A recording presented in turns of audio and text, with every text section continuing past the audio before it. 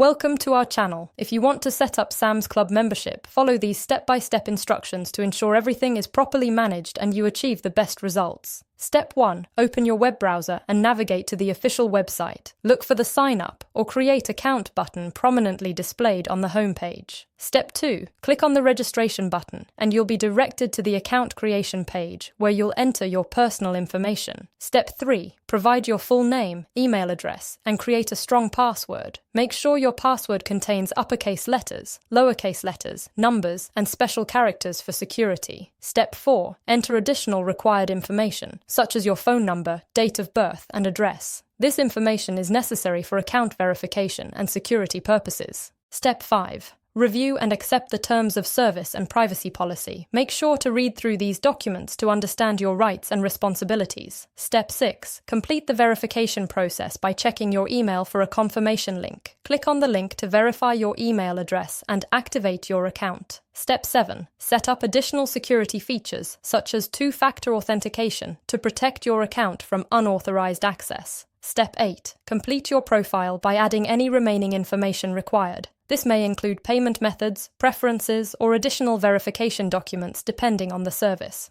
Don't forget to like this video and subscribe to our channel.